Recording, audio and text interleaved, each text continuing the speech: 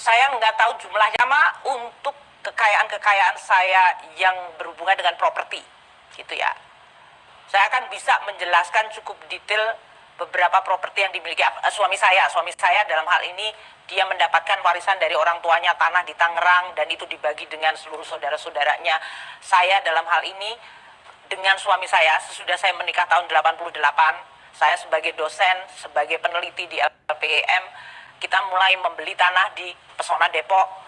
Kita cicil pakai bank, banknya sekarang udah nggak ada, Bank Bali, 30 tahun selesai. Saya kemudian pergi ke Atlanta menjadi konsultan USAID. Dalam hal itu kemudian saya diminta menjadi Executive Director di IMF. Gaji dari Executive Director IMF sekitar 250.000 US dollar per tahun. Dan itu kemudian 2 tahun saya menyelesaikan lebih sedikit, dipanggil pulang Pak SBY menjadi Menteri Keuangan. Dalam hal Menteri Keuangan, bahkan waktu itu account saya di Citibank mengatakan kami tidak boleh punya account dari pejabat Indonesia karena takut menjadi sumber money laundering. Account itu sudah saya buka waktu saya di IMF di Amerika Serikat. Gaji di sana dibandingkan dengan biaya hidup saya, jelas saya punya saving yang cukup. Saya pulang ke sini, bahkan selama di sana, saya selalu patuh membayar pajak. Saya tanya sama direktur pajak timnya, apakah saya liable, apakah saya harus membayar pajak, bayar pajaknya gimana? Karena sebagai pegawai IMF, World Bank, pegawai internasional, itu kita memang di-exempt dari pajak Indonesia. Itu ada aturannya, jadi bukan selera saya pribadi.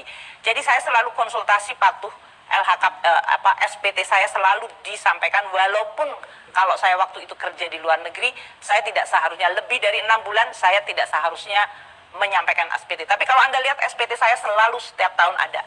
Berapa banyak kemudian dari dana itu dengan tabungan saya membeli apartemen untuk anak saya yang sedang kuliah. Saya tinggal di Jakarta, dia masih harus kuliah, sehingga tidak terlalu jauh dari rumah saya yang di Bintaro. Kalau yang rumah Bintaro, wartawan banyak yang tahu karena mereka waktu itu sering main ke sana waktu saya masih menjadi pengamat. Saya sering mengundang wartawan pergi ke sana. Soal rumah mewah di Maryland. Rumah mewah di Maryland, ya itu panjang. Makanya kalau mau ngomongin tentang sejarah hidup saya juga bisa saja sih, Mas Andi. Kekayaannya aja langsung. Iya, jumlah kekayaan kan yang Anda sorot rumah berarti. Makanya saya ngomongin tentang rumah-rumah yang saya dapatkan ini. Kalau perhatiannya adalah yang di Maryland, orang selalu berpikir Amerika, Maryland kaya. Saya menjadi 17 miliar kata orang-orang. Saya menjadi eksekutif managing director IMF tahun 2010. Waktu itu saya mengundurkan diri jadi Menteri Keuangan menjadi managing director. Saya pernah di IMF 2 tahun pada tahun 2022 sampai 2024 sebelum saya dipanggil pulang jadi menteri. Jadi saya sudah tahu bahwa kalau kerja di World Bank di Washington DC, maka tiap tahun kita akan keluar untuk sewa rumah sekian.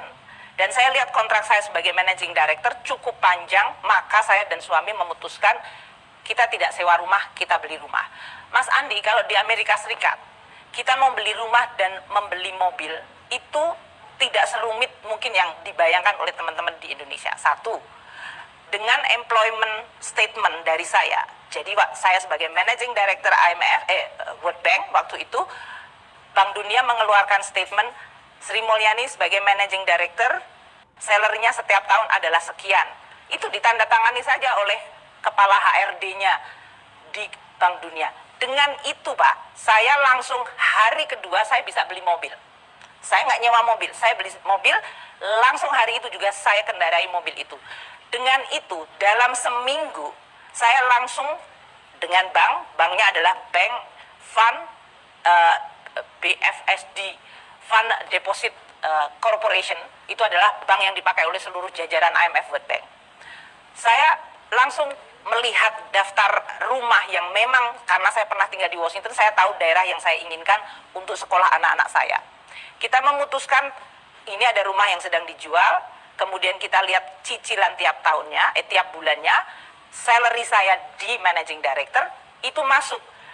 Mas Andi, besoknya saya langsung ke lawyer, tanda tangan, maka rumah itu menjadi rumah saya dengan cicilan saya bayar dari gajinya. Berapa nilai rumah itu? Waktu kita beli pertama 1,1 juta US dollar. Kalau sekarang harganya? Ya nggak tahu harga sekarang dengan interest rate naik dan gonjang-ganjing Kalau ekonomi dibilang di sana. 17 miliar menurut Anda berlebihan atau kurang? enggak. Ya kalau 1,1 pasti dia nggak akan turun lah harganya. Mungkin kalaupun turun ya sekitar 1,3 atau 1. Kalau dikonversikan dengan sekarang kurs 15.000 ya seperti itu. Baik, Ya kan? Anda tadi jelaskan panjang lebar untuk menunjukkan bahwa Anda punya kemampuan membeli itu karena tadi. Kita cicil. Makanya di LHKPN, Mas Andi juga lihat, saya masih punya utang. 9,9 miliar. Ya itu adalah sisa cicilan yang harus tetap saya cicil. Iya kan? Jadi artinya boleh disampaikan, walaupun saya tahu mungkin keinginannya Mas Andi mewakili keinginan masyarakat. Anda semuanya mau lihat seluruh rangkap jabatan tadi mau sekalian sebelum Tunggu, dijawab. masih ada kekayaan Anda yang masih saya selidiki. Moge, motor gede. Betul. Ini sensitif karena Anda sudah melarang orang dan melanggar hak asasi orang menikmati hobinya. Sekarang Anda gantian dengar saya dulu ya. Saya pada masa kecil, ini perumpamaan. Punya mimpi ingin sekali punya satu hari kelak motor gede. Saya kemudian bekerja di Kementerian Keuangan. Saya menabung dari sebagian gaji saya selama 20 tahun. Betul. Dan akhirnya saya membeli sebuah motor impian saya sejak kecil. Begitu saya mau naik, Anda, pimpinan saya, melarang saya naik. Betapa kejamnya Anda. Sekarang disebutnya kejam, tadi disebutnya lemah kalau saya nggak melakukan apa-apa. Jadi saya paham kan ya dalam hal ini ya. Pertama saya tidak melarang Anda untuk naikin mobil itu, motor itu. Silakan aja naik motor Anda itu. bubarkan klub saya. Ya dibubarkan, apakah Anda tidak merasa hari ini, masyarakat, jangankan Mogi, kita semuanya yang biasa-biasa saja. Anak-anak pajak sekarang kalau dia pergi dengan emblem DJP, emangnya dia merasa confidence, dia tutup itu DJP-nya. Apa urusan dengan Moge? Apa urusannya dengan Moge? Itu kan judgement publik. Perasaan masyarakat yang sedang sangat meningkat. Anda Dan saya mewakili sampaikan, perasaan masyarakat, Anda tidak memikirkan perasaan saya. oh, saya merasakan perasaan Anda yang saya dudukan begini, kalau Anda sebagai jajaran pajak atau siapa Kemenku. Menurut Anda, kalau Anda betul-betul komit terhadap institusi pajak atau Kementerian Keuangan, mana yang lebih besar mudaratnya, risikonya? Kita dihabisi semuanya, atau kita menyelamatkan dengan martabat dan dignity kita? Dengan menahan hak Anda. Saya tidak mengatakan, di dalam statement saya mengatakan, bahkan kalau motor itu Anda peroleh dengan uang halal dan dengan gaji Anda yang benar, ini hari ini dianggap melanggar kepatutan dan kepantasan.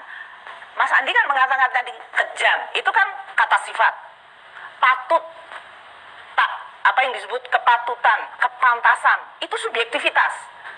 Jadi dalam hal ini kita tidak hanya pada tataran objektif membetulkan dan mengembalikan reputasi dan kredibilitas dari Direktorat Jenderal Pajak dan Kementerian Keuangan, kita juga harus bisa mengelola dan menjawab perasaan masyarakat, persepsi masyarakat, subjektif.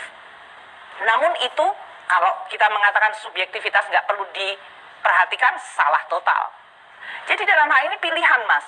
Kalau kita lihat prioritasnya, prioritas hari ini adalah mengembalikan kredibilitas dari Kementerian Keuangan. Saya juga mendapatkan feedback, Bu, jangan disuruh untuk tidak bermewah-mewahan di medsos. Yang ditanya adalah sumber dananya. Ya kita lakukan. Makanya tadi saya katakan, Irjen terus melakukan bagaimana setiap profil pegawai Kementerian Keuangan, hartanya memenuhi nggak? Apakah disebut pantas sehingga kemudian memunculkan alarm kecurigaan? Dan kalau itu alarm bunyi, stepnya harus seperti apa? Jadi karena hari ini semuanya umpel-umpelan, semuanya ingin memuntahkan perasaan. Saya dan seluruh jajaran Kementerian Keuangan, Wakil Menteri, Irjen, pemimpin, dan bahkan sampai seluruh staf saya, ayo kita bekerja sama untuk mengembalikan kepercayaan ini. Dan ini frontnya banyak banget. Dan saya juga tidak underestimate bahwa ini adalah sesuatu yang krisis bisa terus disulut. Jadi saya menganggap bahwa ini adalah sesuatu yang harus diselamatkan untuk kepentingan tidak hanya untuk kita, untuk membersihkan nama kita, tapi membersihkan nama dari seluruh Kementerian Keuangan. Jadi ini adalah tugas kita bersama. Dan semua front, Mas, dari mulai yang emosional tadi, judgment, sampai kalau kemudian ini disebut adil atau nggak adil, ini disebut patut atau nggak patut, ini di kredibel atau nggak, langkah kita itu nyata atau nggak, atau ini hanya dianggap lip service, atau ini hanya dianggap sebagai pencitraan, semuanya kan bisa muncul. Fair dalam situasi kita sedang di bawah mikroskop, itu adalah sesuatu yang fair. Jadi nggak usah mengeluh lah, kita kerjain satu demi satu. Kalau ini sekarang moge yang dijadikan masalah, saya bilang, kamu bisa hidup nggak tanpa moge? Bisa, Bu, ya walaupun itu impian saya dari kecil. Tapi menurut kami antara moge dengan menyelamatkan citra DJP lebih penting mana? Lebih penting DJP pastinya. Makanya ya udah, moge itu hilang. Itu adalah necessary victim. Kita nggak merasa bahwa itu adalah sesuatu. Ini moge ya, identik dengan kemewahan. Apalagi kalau kita lihat kan banyak orang jengkel kalau kelompok-kelompok touring moge ya, karena seakan-akan mereka raja jalanan. Memang ada citra negatif, tapi di satu sisi kan banyak orang yang marah juga pada Anda.